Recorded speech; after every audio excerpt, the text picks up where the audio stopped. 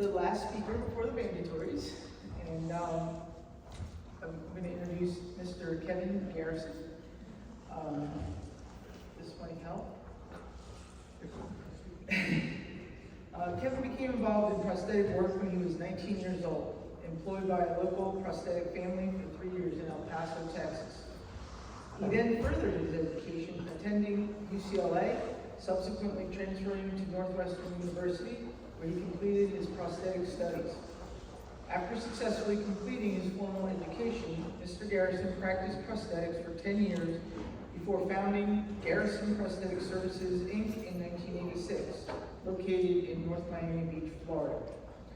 Among his accomplishments, Mr. Garrison has a United States patent for a quick change mechanism for limb prostheses. An article published in the Journal of the American Orthotic and Prosthetic Association entitled Prosthetic Modifications for the Marginally Viable Below Knee Amputee. He wrote an inspirational autobiography called It's Just a Matter of Balance. You Can't Put a Straight Leg on a Crooked Man. The book is listed as recommended reading by the American Academy of Orthotists and Prosthetists and recommended in the Veterans and Active Duty Military Psychotherapy Treatment Planner. Through Medical Teams International Haiti Advantage Program, Mr. Garrison spent 1 week volunteering, providing limbs for Haitian amputees long after the earthquake disaster. Mr. Garrison has been living in South Florida since 1980, has 5 children, 2 daughters and 3 sons, and 12 grandchildren so far. Please welcome Kevin Garrison.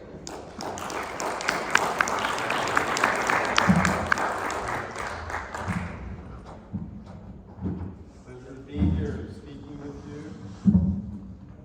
And I'm glad I survived last night, so I'm able to be with you. I had a great time.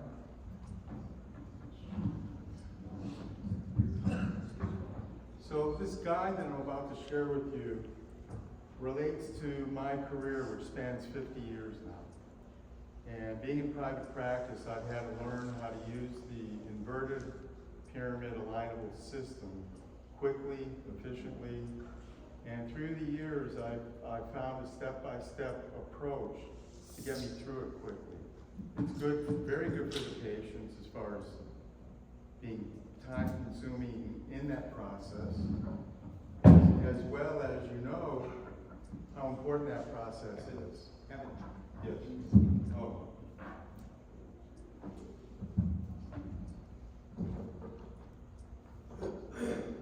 No room. Oh, there we go.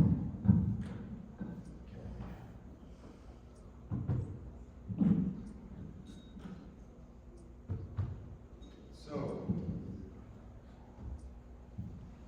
I had the opportunity to be involved with some prosthetic students, and I asked them because I remember in my training how complicated the system was, and I wanted to know how well the schools were in helping them develop an understanding of how to use this system.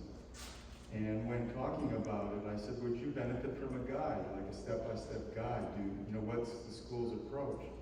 And they kind of went nuts and said, oh my goodness, we would really, really appreciate help with that. And I remember, I don't know about all of you more seasoned practitioners, but when I came out of school, it took me about 3 years to begin to get a handle on how to use the system efficiently and approach it in a systematic way. And so I wrote this guide. I also contacted Autobach and asked them, just a little background real fast. And I wrote the guide and I thought, well, maybe Autobach already did this because I'm going to show you a slide. They originally invented the inverted alignable pyramid system. And after waiting 15 minutes on the phone, I was told that no, all we have is a static alignment device, static alignment information for bench alignment. And I said, do you have anything for dynamic alignment, a guide, a step-by-step guide to use your system? And he said no, and he started laughing, and he said, oh, that would take like 50 pages of documentation. And I said, no, it really wouldn't, because I did it in 7 pages. So copies for you here, for you, for any students, any new practitioners you're involved with. And it's my method, it's just the way that I do it. And I just found it to be very efficient and very helpful. And you're welcome to those. To go a little deeper into my background, I was taught below-the-knee prosthetics in UCLA by John Bray, who, I don't know if you've ever heard of him, but if you Google his name, he wrote the first textbooks in the United States on orthotics and prosthetics, how to make these devices step by step. And then I transferred from UCLA because I found out the only reason why UCLA accepted me was because I was the youngest applicant they ever had, and I was an experiment. But by taking that below-the-knee prosthetics course, I was able to get into Northwestern University, and they liked the fact that I already had the BK training, but they said, well, if you want to go through our program, you're going to have to take it again. And so I took below-the-knee prosthetics twice. Only this time, I learned a tremendous amount by Blair Hanger. Anybody heard of him? I believe he was the last of the Hanger family to be actively involved in promoting and teaching prosthetics on a professional level. So I was very lucky to be trained by them, and they both received this Distinguished Practitioner Award in 1990 by the Academy. So up here is a tool. It's also an antique. And by the way, I saw this on Google selling for $1,000. And one of my patients, who was an antique dealer, gave this to me as a thank you. But what's very interesting is, this was their tool. They would send this to you, or you would request it, and the beautifully crafted gathering of data, information, this would give them an opportunity to fabricate a prosthetic device, customize it for you, put it on the back of a horse-driven trailer or wagon, and deliver it to your home, and you would have a prosthetic device. And what's really interesting too is if you look at the bottom, I tried to increase the size there, but this A.A. Marks company received the only grand prize for artificial limbs at the World's Fair, St. Louis, 1904. And there's some great books that A.A. Marks did as well. Whoop.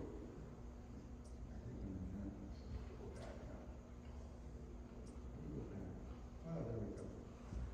And this is our new way of doing prosthetics. We use modular componentry. It's alignable. We don't use wood anymore.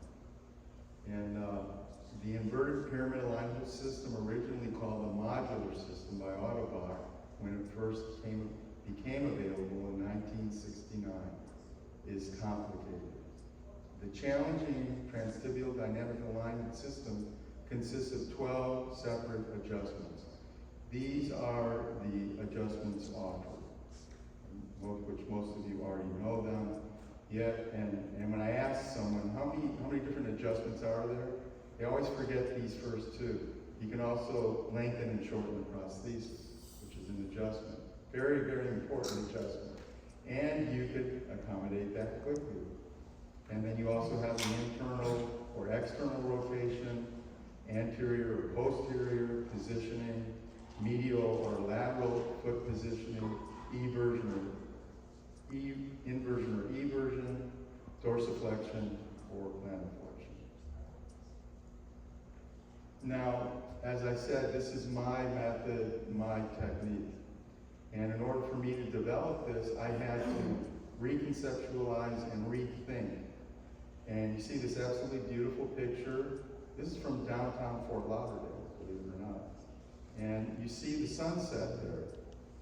And I challenge you to rethink that.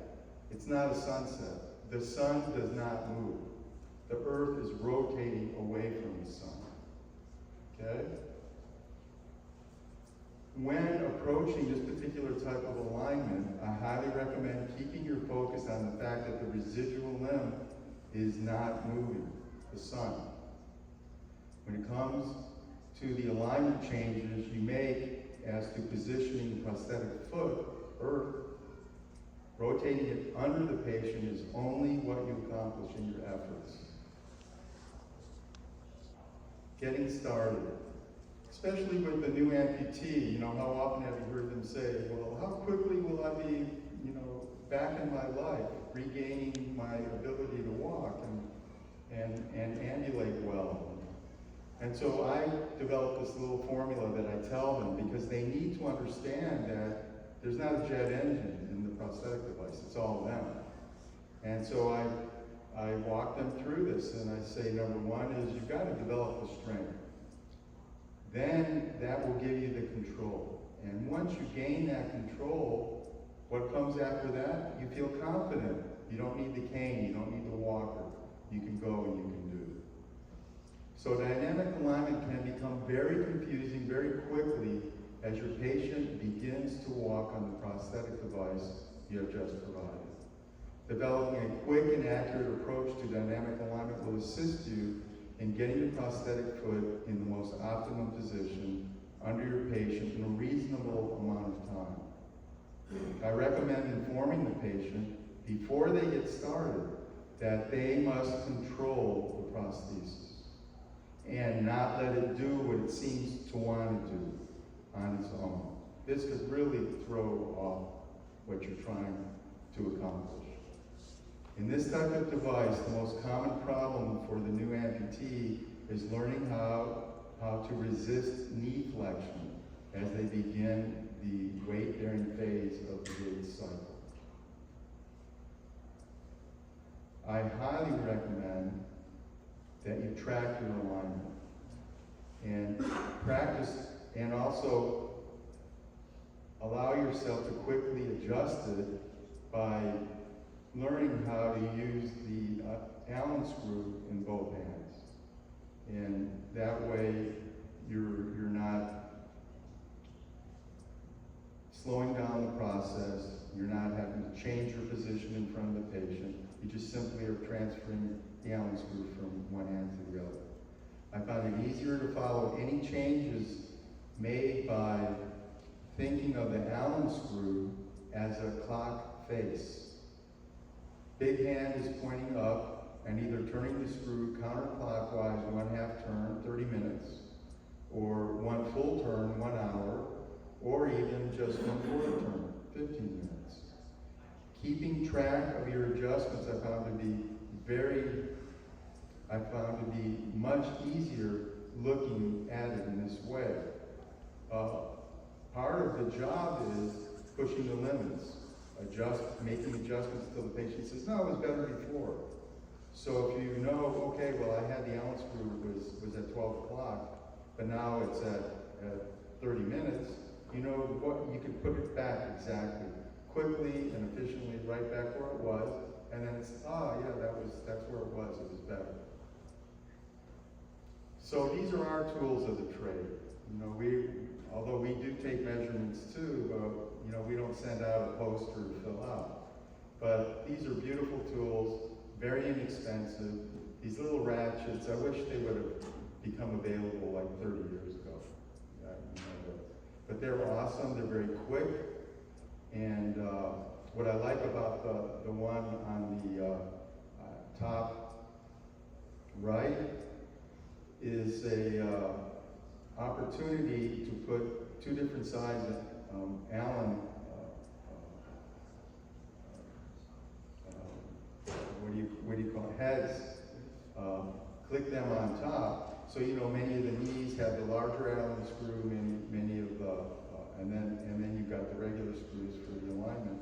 So with one tool, you can quickly, okay, I got to do this, go back to the other, got to do that. You don't have to be running around looking for tools, it's very quick. Using a laser projected line periodically can help in determining foot position relative to the knee, hip, and upper body for reference, as well as manufacturer recommended parameters for proper use of the prosthetic foot design, which we'll get more into that soon. Improper alignment can minimize the benefits built into a specific foot design, like the unfortunate minimization of a nice built-in energy return. Laser level devices are available to help in static alignment, development, and are inexpensive. So where does balance begin? Because this is our objective, right? We want our patients to feel balanced.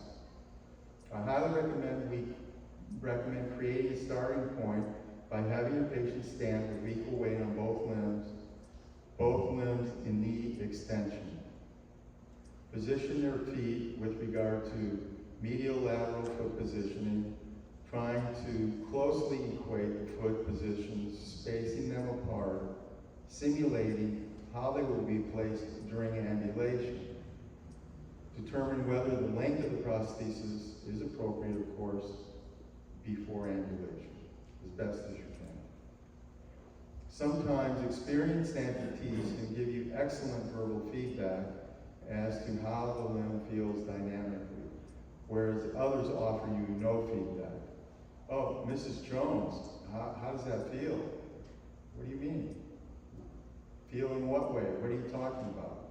So basically you're on your own now. So when you get little to no feedback from your patient, this is the time when your understanding of alignment is needed the most. It's so great when they can help you, but when they can't, it's purely up to you. Moving your seated position over to the patient's lateral view, it becomes very easy to evaluate the heel position relative to appropriate solid, static, uniform floor contact.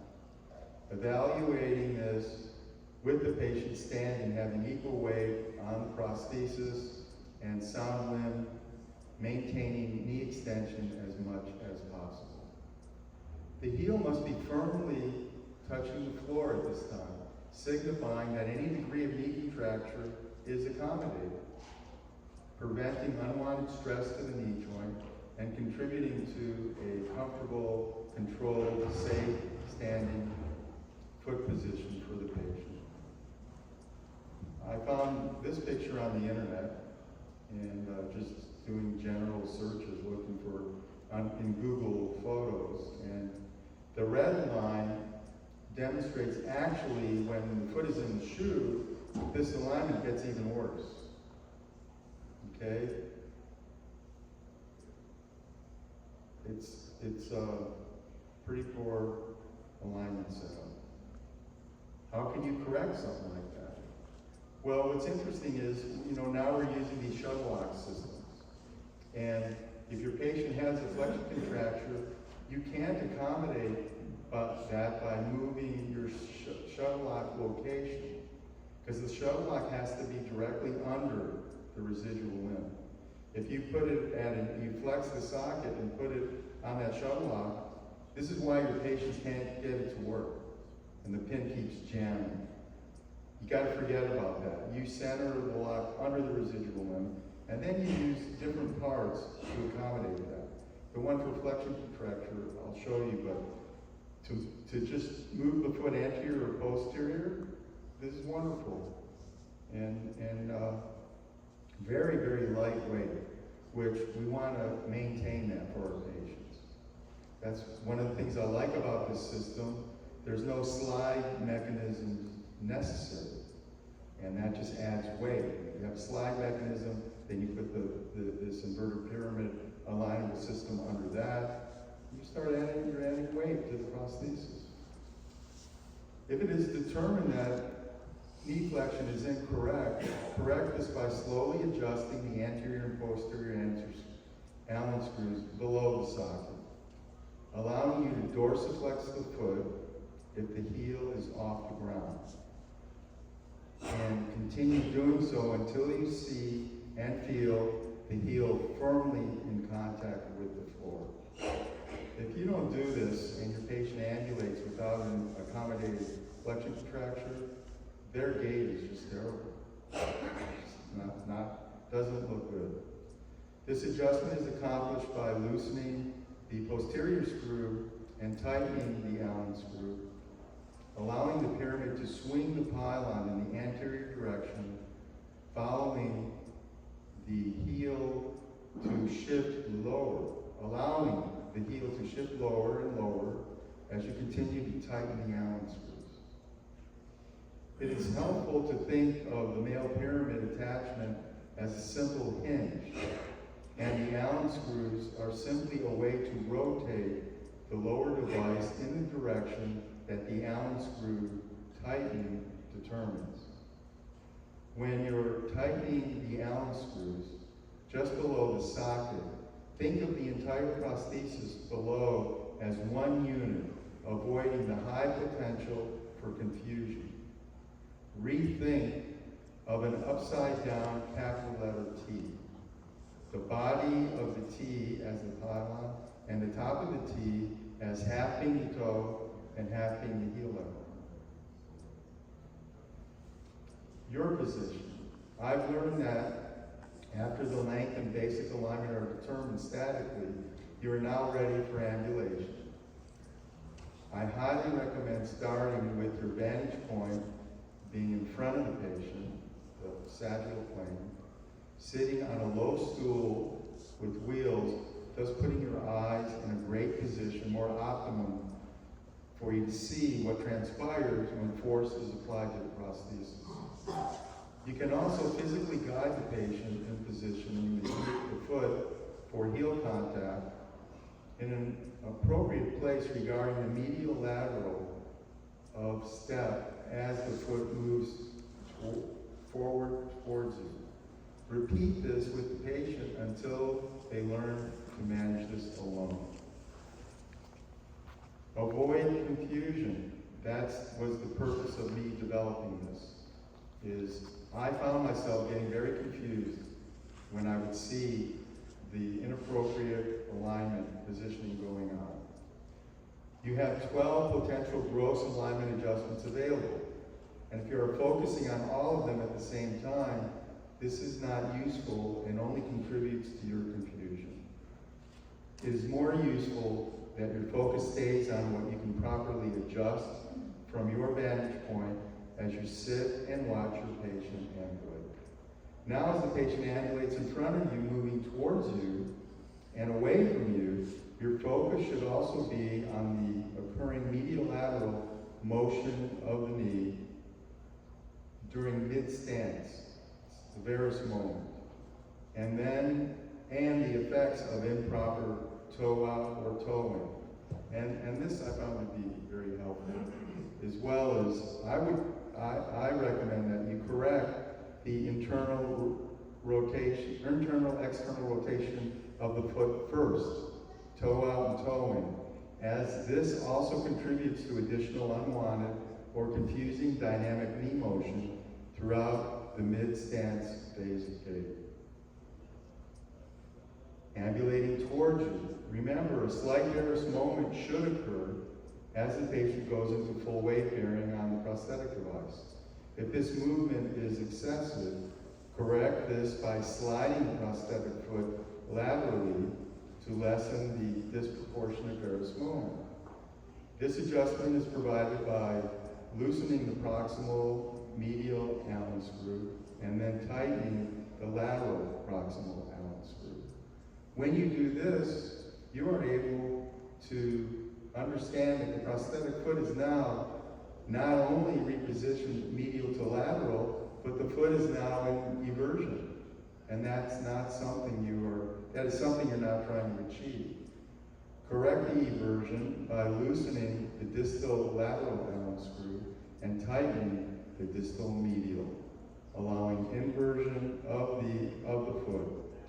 Now you have maintained the intended lateral foot slide, neutralized eversion, and ended with the intended sliding of the foot in the lateral direction while keeping it flat on the floor. And this is the same prosthesis, but an anterior view. And it just shows what can occur with inappropriate alignment. You can correct this. This is a beautiful tool as well. This plate can also, you can do two things at the same time. You can correct an overflex socket, minimizing an overflex socket. And if the foot is too far anterior or posterior, you can reposition the pylon under the patient with the 4-hole European pattern. And they make the same part reversed, where the 4-hole European pattern screws are in the front or anterior, and the socket attachment are in the back. So it's a very useful tool. I always have them in the facility. You never know when you're going to need one.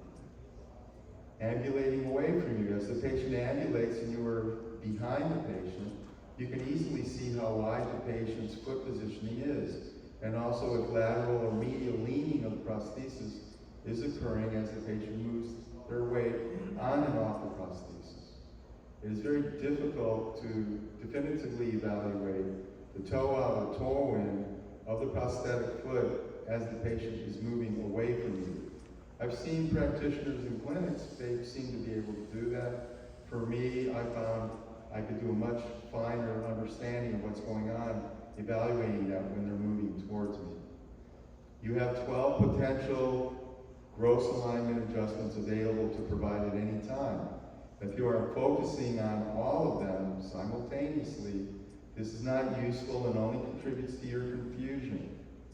It is more useful that your focus stays on what you're properly adjusting from your vantage point as you sit and watch your patient ambulate.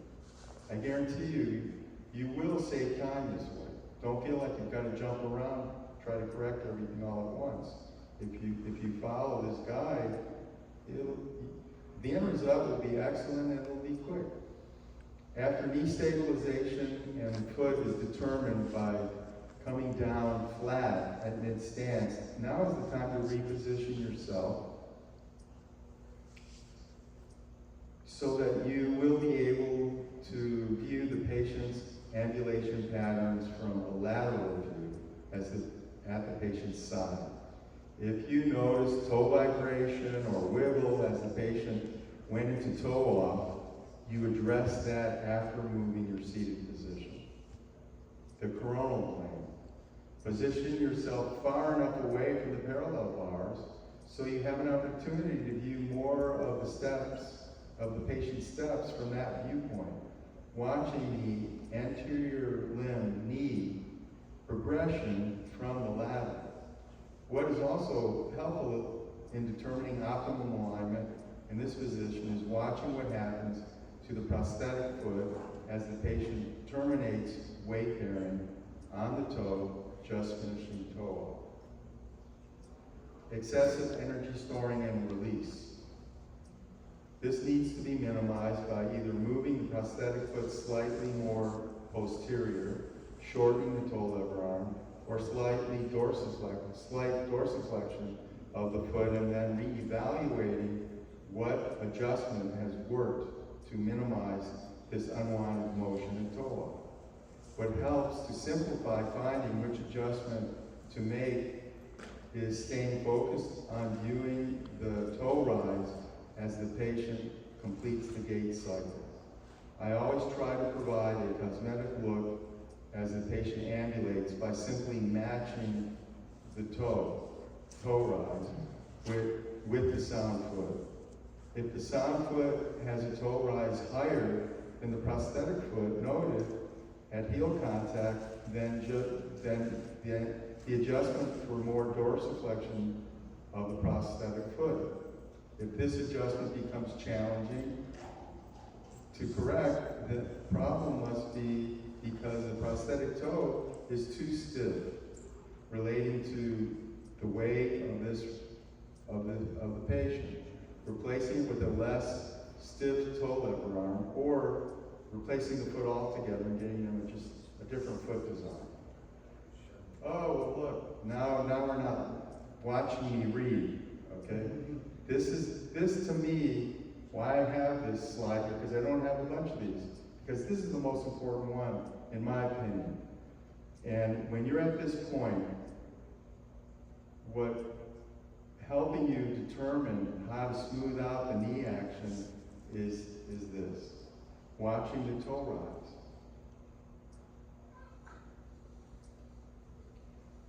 that beautiful floor and that beautiful hangar facility. Okay. Now, any comments from anyone? Which foot seemed to have a higher toe rise? The sound foot or the prosthetic foot? Oh.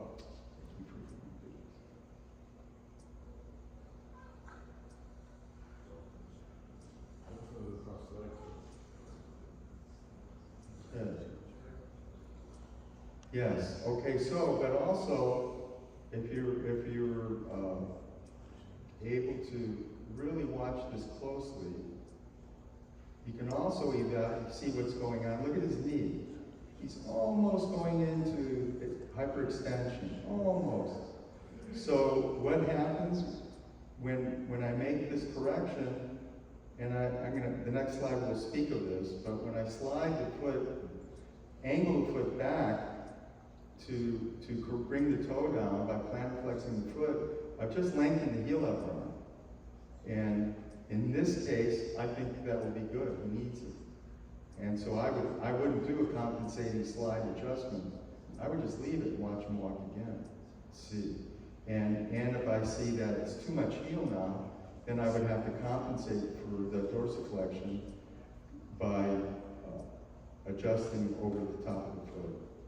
From the lateral viewpoint, the anterior progression of the prosthesis can be easily viewed with your focus being on the motion of the knee joint through the entire weight-bearing phase of the gait pattern or cycle, terminating at toe off. As we analyze gait, cadence, or stride length, we look for a very smooth motion of the knee joint as the patient's body weight moves over it in a hopefully controlled anterior direction, which is not always the case.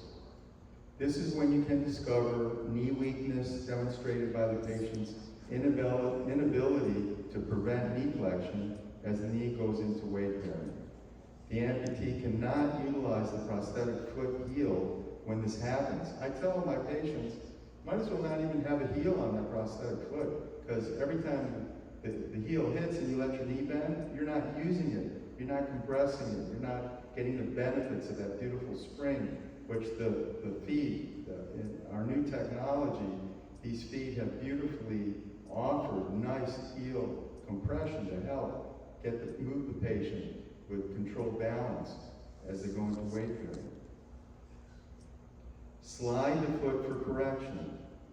If they maintain sufficient knee extension as they go into weight bearing, and you have the heel lever arm adjusted short, this deviation is exhibited by the patient having difficulty moving forward over the foot. With lengthening of this lever arm, the heel will provide the necessary correction. This adjustment is provided by tightening the anterior screw above the foot. The reason why I slow down is I've been in clinics and the physiatrist says, I want you to dorsiflex that foot. And the prosthetist goes up and they just gave them a shorter toe lever arm by doing that adjustment in the wrong place. Okay, you have also just dorsiflexed the foot, so to reverse that unwanted adjustment, tighten the posterior screw under the socket. Lengthening the toe lever arm is the reverse, tightening the posterior screw over the foot and correcting the unwanted adjustment of the plantar flexion by tightening the anterior screw under the socket. This finished result is a smooth anterior tracking of the knee joint. Finishing up on the lateral view, after careful attention to toe rise as being equal to the sound foot, the focus should continue to be on the anterior, posterior foot position, preventing confusion. When a smooth knee action occurs, I often refer to this motion as a rocking chair motion. The knee joint moves in a forward direction smoothly with no stops, jerks, or speed of motion changes at any phase of the weight-bearing gait pattern. For you seasoned practitioners, it's like a little refresher, right? You already know this stuff. I hope I'm helping. It is very important to recheck the patient's appropriateness concerning the residual limb position within the socket you have provided. Determine if the patient is now in an optimum, comfortable socket position. The length of the prosthesis may have subtle change as they have now had time to settle deeper into the prosthetic socket after ambulation, creating a prosthesis that is too short. This begins to create a slight lateral lean that is not correctable through alignment, only achieved by making the prosthetic device the proper height. Don't waste time with this. Look at the patient's entire body as they ambulate. This can reveal a hidden length problem discoverable as the patient seems to stretch or try to reach to get their sound limb on the floor. Their head may also bob up and down as they ambulate, moving over the prosthesis with excessive length built in. So after all of this, all your experience, you're watching your patient walk, you feel you did a great job. How do you know? How do you know you did a great job? How do you know? What tells you, okay, I'm done? What do you see? Any comments? I would go by basically the speed of the patient. If they're at a nice, fast walking speed, I know I did a great job. Okay, that if they're walking quickly and easily, you know you did a great job. Anybody else? There's a much simpler way to determine that. Very simple way. Okay, here it comes. Literally, your patient will begin to smile. And the reason why they're smiling is your most grateful patient can see a future of successful ambulation as they comfortably control their new prosthesis, feeling balanced as they move. This is my oldest patient. She can ambulate without holding on. She's 101 now. And then time permitting, I wanted to show you an interesting research article that those of you that are really into this, maybe that's why you're here listening to me, is this is a very interesting article comparing the shoe and the foot stiffness. I highly recommend it. And I'm also happy to say that the dynamic alignment guide that I've created has been adopted by Century College and is being used in their curriculum now. My attempt to create a self-aligning alignment device with the help of Florida International University senior biomedical students. Now, I highly recommend it if you live in those areas and the students reach out. They have a senior course requirement that they have to create something for a health-related company in the area. It was very rewarding. I really enjoyed it. Plus, I'm really into dynamic alignment, right? It seems that way, right? And so what I wanted to come up with a device that automatically aligns the prosthesis for you. That was my dream. And so I had the students try to come up with something. I named it the Robotic Erudite Stabilizing Tool with, of course, great acronym, REST. Because if you know your physics, when any property is at rest, that means it's in perfect balance. So these are their design concepts. Interesting things they were coming up with. This one I like the most because with those 3 screws, linear screws, they could create just a direct medial, lateral, or anterior, posterior adjustment. The computer would move them in such a way that it would tip that way. And so my hopes were to come up with a very compact version so it could be used in more transtibial amputations, and have algorithms which I would help develop. If you know anybody that's doing research on this anywhere in the world, I'd love to help them to develop the algorithms. So that my dream was that I would have sensors and gyros in the foot, under the foot, and as the patient would ambulate, into the device and sensors under the foot, as the patient would ambulate, every time they would lift their foot, the device would, by virtue of the algorithms, move. As soon as it sensed pressure, it would lock up. As soon as they lift it up again, it would move again. And every time their weight would go on, it was reading what's going on. And so eventually, all of a sudden, the green light would come on your phone or your laptop. Nowadays, it's not even a laptop, it's your phone. And the green light would say, optimum balance achieved. Even these were designed to also adjust length. If it felt that the prosthesis was too short, it would slowly lengthen it, or shorten it. So that's been my dream. So here are the credits, and I believe that's the end of what I brought for you today. So if I've helped any of you in the slightest, it's all been worth it. And those of you young ones and new practitioners that are so excellently diving into this profession, if I've helped you, well, that's the main reason why I did this. So I hope I've helped. And using this guide, you know, you're under pressure, your patients don't want to wait, and you got to move patients in and out of the office, but you have to take proper care of them and do the job correctly. And the purpose of this guide is to help avoid confusion, step-by-step approach, and wait to see that smile. Thank you.